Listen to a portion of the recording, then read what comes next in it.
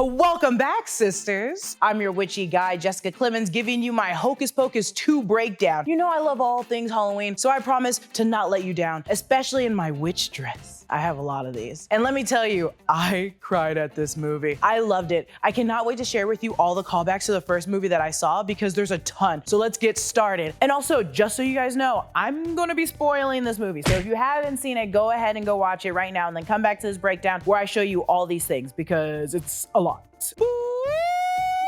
Disney's giving us the scary, sinister version of Cinderella's castle. It's Halloween time, y'all. The moon illuminates the gray skies and the music goes from whimsy to dimly. The movie opens giving us similar intros to the first movie and how Winifred's outline can be seen flying over the Everglades. Instead of Winifred, we get this slightly colorful raven, which we'll see more later. We're also starting in Salem 1653 and with the young and very mean Winifred Sanderson, played by Taylor Henderson. It's her birthday, she just turned 16, and her sisters Sarah and Mary are celebrating. Sarah and Mary are played by Juju Journey Brenner and Nina Kitchen. We learn here that their father died, leaving the three girls to fend for themselves. Reason number one why the end of the movie should tug at your heartstrings. And also, I think little Mary and Sarah might have been amongst the first people to create Jell-O, more so just gelatin, because as we know, it was made from boiled bones, connective tissues, and other animal products. Ugh. That's the part of the witch me I can't take. Mary brings up the Turner boys, who might have locked Winnie in the hay barrack again. She's probably referring to the Captain John Turner and his family who own the Turner Ingersoll Mansion, aka the House of the Seven Gables. The Reverend is also played by Tony Hale, and we also know he plays the mayor later on. And bless the stars, we see a young Billy Butcherson. Now surely you remember Billy as the zombie that came back to life in the first movie, allegedly Winifred's lover who she caught messing around with Sarah, so when he poisoned him, sews his mouth with a dull needle so even in death he couldn't tell her secrets. We see their calming circle, which is another callback to the first movie. Rabid bats, black death, mummy scorpion pie. We later hear the siren song that Sarah normally sings, Come Little Children, and the coolest witch transforms to the raven we saw earlier. She's played by Hannah Waddingham. If you know Ted Lasso, that's where she's from. She's credited as the witch mother, snatching Sarah right up. It doesn't affect Winnie or Mary though, which is probably the reason why Sarah loves that song so much. Our first appearance from book.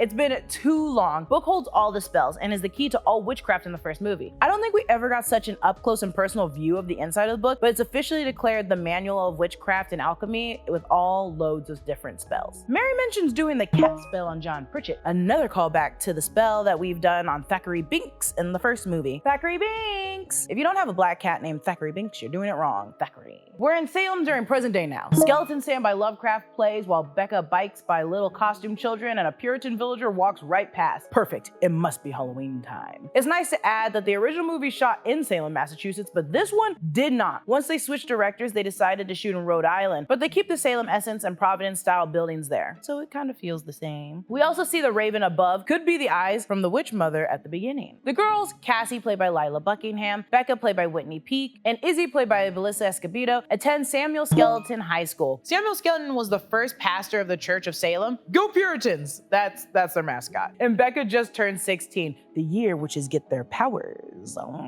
I don't have him. And then that's Matt, the village idiot, as the Sanderson sisters would say, played by Freud Gutierrez. Their first class, Science, Reactions, Explorations of Elements, Molecules, and the Change in the Universe book. I mean, what better textbook for a young witch, I'd say. And her good luck stone is turquoise, said to bring luck, peace, and protection. If you haven't noticed, Cassie, Becca, and Izzy each have the same necklace. It's a circle with different phases of the moon around them, like a little charm. Becca has an additional necklace of the sun, and Izzy has one of the moon. I love when Becca starts to recite vegan foods just to scare Max, the tempeh, chorizo, aquafaba, garbanzo, Satan!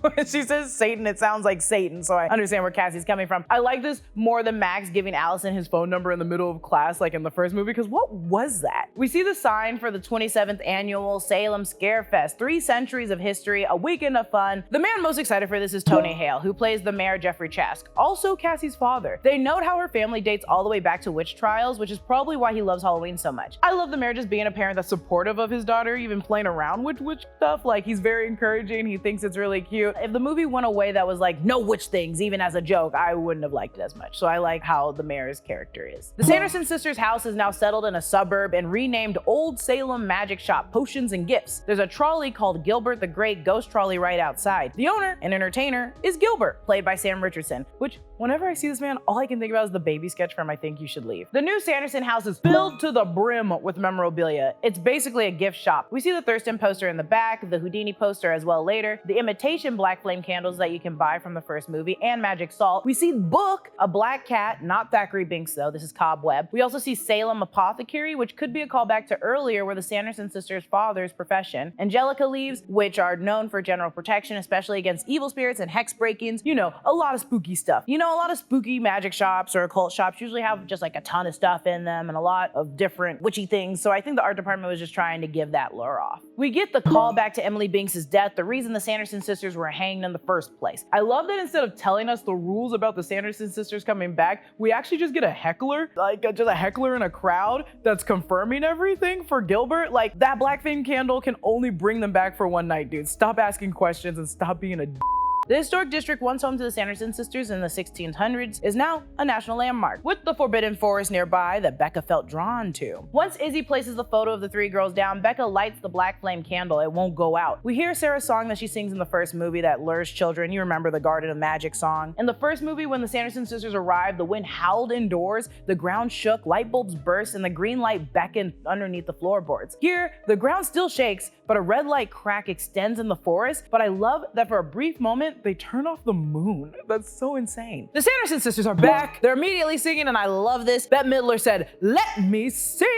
This is The Witches Are Back, which is to the tune of Elton John's The Bitch Is Back. And let me tell you, I'm so into this song. I love the chorus. They're exactly how I'd imagine them older after being gone for almost 30 years. Just super silly. Mary recounts the last time they were with Book, calling back to the first movie when they were in the cottage and the boys were in the cages. They're talking about the bullies, Ernie, aka Ice, and Jay. They died by sunrise. Okay. When I say they died by sunrise, I mean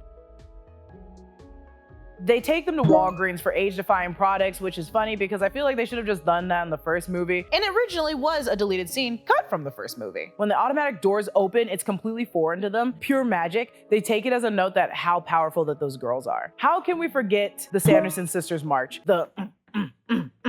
They're going to town eating these facial products. When Mary calls the face mask the face of a child, it's so funny to me. And when he yells, "A newborn!" It just really killed me. I really like it. Three people are dressed like the Sanderson sisters, and it could be off the likeness to what people think they saw in '93. We learned in Gilbert's speech, people allegedly saw them flying that night. They ask for a photo, and on the phone, you see that like bubbly case that you can pop, because these kids are young, folks. This movie came out almost 30 years ago, so of course the kids are gonna be young that like them now. Once the Sanderson sisters realize the lotions are not potions, they attempt to fight Lizzie and Becca, though they cunningly know to use salt, which combats Winnie's lightning bolts, which we saw in the first movie when they're fighting at the graveyard. What a clever white witch. We've got our new mode of transportation for the Sanderson sisters, a tiny witch broom from a costume mannequin, and instead of a mop, Sarah has a Swiffer wet jet and a pair of Roombas for Mary. Which is super funny to me because, as we know, Mary had an old school vacuum in the first movie, and also this jogger just jogged right past these people flying on brooms. Sarah excitedly exclaims, "Amok, amok, amok, amok, amok," which is her second favorite chant and a callback to the first movie. Amok, amok, amok, amok.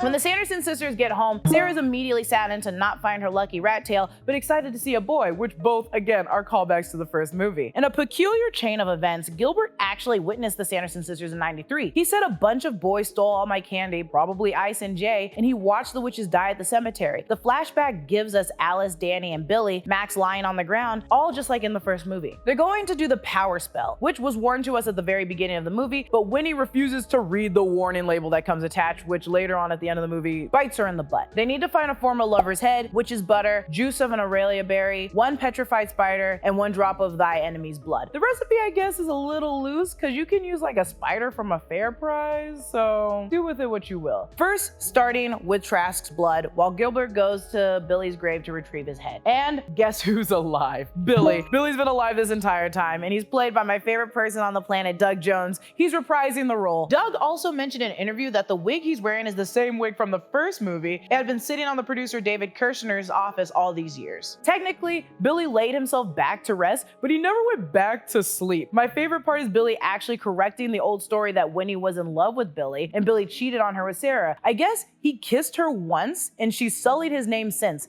His entire mission in this movie is to change his known history, and that's why he's working with Gilbert. When the sisters first arrive to the festival, we see signs for such stands like apoplectic, a play of apoplectic, to be overcome with anger. The Bon Appetit and Grave E, Lifestyles of the Witch and Famous, could be a play off the song or the TV show. The story already had a ton of heightening in the jokes. If the frame was Salem witches run amok in 2022, you could make a ton of beats off of that. The reaction to the lotion, the filters on the camera, and now the bobbing for apples as live torture, the jokes will start writing themselves soon, like the poison caramel apple and the scene of them accidentally talking to Siri. Cobweb potentially could be a familiar, and he'd be the best. He's so perfect. Also, did we know that the book could sweat? That's so insane. The Sanderson sisters make their way to a much bigger stage outdoors. Peep the person in the very front dressed as Ursula. They're called the Originals, and after losing a Sanderson sisters cosplay competition, they're about to get down. I'm fangirling. Also, I can spot Ginger Minge, Cornbread, and Kimora Hall a mile away. They're from RuPaul's Drag Race, and I love them each, and what a great cameo. In the first movie, we had a revamped I Put a Spell on You. This time, we've got Blondie's One Way or Another, but they've mixed it in with their original spell from the first movie, and I love it. This dance number is great. I had so much fun, and excuse me, when Winnie is flying by, she notices two boys watching the first Hocus Pocus movie on their TV. It's the Satan scene with Gary and Penny Marshall. They break the fourth wall, and it's so wild. Also, the devil that was supposed to hold a spot in line for the mayor is dressed as Gary and Penny Marshall. At the front of the dance mob, we see a Madonna costume like the homage to the first film. We have our Billy Butcherson also front and center. I love the contrast we get later of both trio covens. Also, the clothes for our young witches are all nods to the styles of Allison and Max from the first movie. Cassie's cardigan and tie-dye shirt are callbacks to Max and Allison's, while Izzy's burgundy cardigan also pay tribute to Allison's red jacket from the first film. It's also a callback to the original movie when Mary thinks Becca's name is Shishka Baby. Well, if it isn't.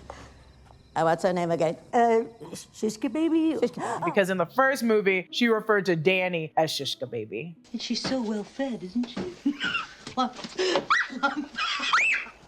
Shishka Baby.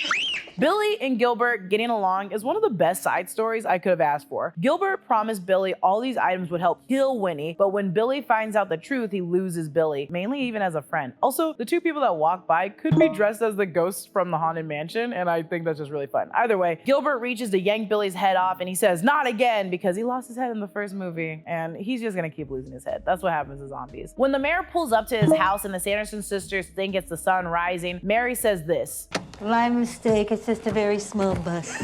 Referring back to the first movie where they got on the bus with the Mr. Weirdo bus driver. Rewatch the first movie and listen to what the bus driver says, because it's kind of weird. Becca's hands light up blue when she's trying to save Cassie, and we see a little sneak peek of that when she's lying the salt down in Walgreens. Also when she's using the Angelica leaves in the basement. Billy also just loves calling Winnie a hag, which we see done in the first movie a couple times. When they begin the ritual, the book is given the chance to choose, and he decides to stick with Becca because unlike Winnie, she gives him a choice. Remember, the book doesn't want to even do this spell in the first place. This is also what leads me to believe that the first witch that gave them the book also lost her coven in the exact same way, performing this damn spell. We learn that there's a warning with the spell, and if you want to be the most powerful, you'll lose what means most to you, which in this case is Winnie's sisters. And like the first movie, Sarah and Mary leave a glitter dust with the last words they said in the first movie. This is actually a very sad scene. I didn't make it sound as sad as it is, but it's really sad and I hate it. It made me cry just a little bit. This is kind of a cautionary tale to the young coven, which could have been a cautionary tale from the first witch as well. Winnie is willing to give up her powers because her powers are nothing to her without her sisters, and I bawled. This new little coven's first spell out of the book is the spell to reunite. Unfortunately, it doesn't bring them back, but sends Winnie to them. She happily glitters away to be with her sisters again. And are they gone for good? Can they ever come back? Becca guesses they can't. And honestly, this is different from the daylight taking them or standing in the graveyard because they just poof and they use the spell that's like the strongest spell in the book. And now all the spells are undone, including Billy finally getting to go to sleep, his eternal rest. And thank God, the least Gilbert could do is offer discounts going forward to everyone. They do the Sanderson sisters walk into the mist and the regular Halloween is concluded. During the credits, we get the Sanderson sisters singing the song from the beginning in a recording studio. I genuinely love this song and love this movie. It's so fun and with so many fun callbacks to the first movie. A great conclusion as well. Great coven support. I love sister stories. I love sisters. I love reunions. And also don't miss the post-credit scene because Cobweb is pointing to a box that says Black Flame Candle number 2. So is there another another? There has to be another. Could there be another movie?